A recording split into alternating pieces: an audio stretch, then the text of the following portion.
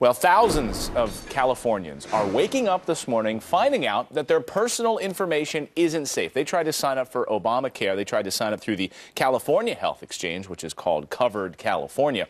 And you know, when you go to make an online purchase, sometimes at the end of that form, it'll say, do you want us to have your marketing information so we can email you and provide extra information for you?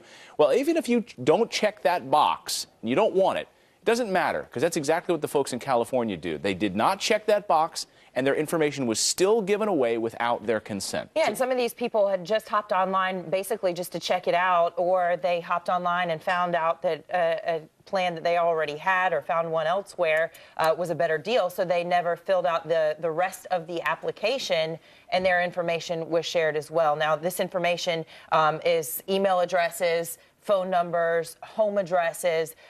Covered California is saying, though, that no personal information like Social Security numbers and personal income. Oh, that's heartening. But they're still calling your house. Yeah, and some people aren't buying it either. I mean, how can you trust it? Well, and the people who are calling the homes are insurance companies, right, who have been paid off from the very beginning to get behind Obamacare on the promise that they will have more customers and access to information exactly like this. So the website in California, the Obamacare website, is doing exactly what sleazy marketers the world over do, which is pass on your information to other marketers, like, you know, the people who make the Civil War chess set. Right. Or whatever.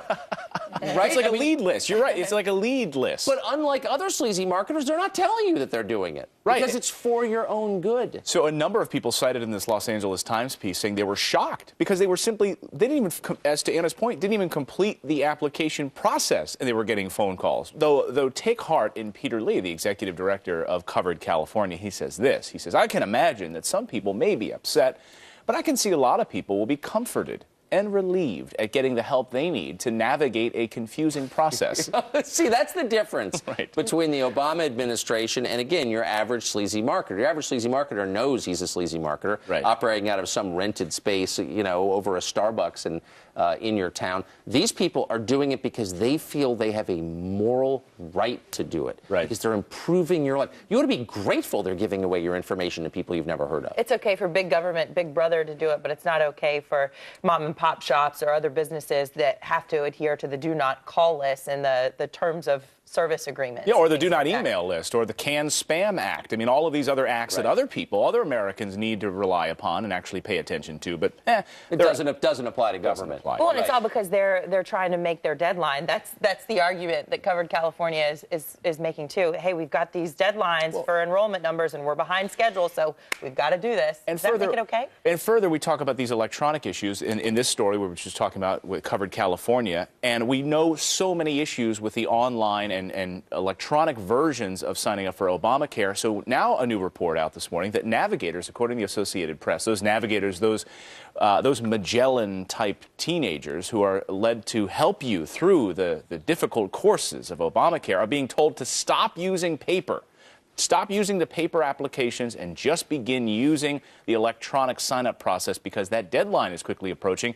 They're getting a little nervous that the paper is going to take too long. We need to get them on the same page, though, because the representative from CMS said that there is plenty of time and that the paper applications are just fine. So which one is it?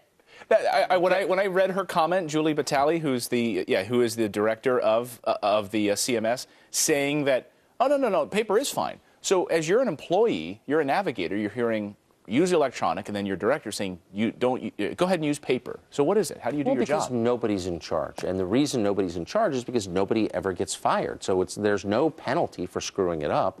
It is just a roiling sea of mediocrity. Although today we did learn that one person may have finally lost their job. So somebody resigned in the state of Maryland. We've got more on that later in the show. But first,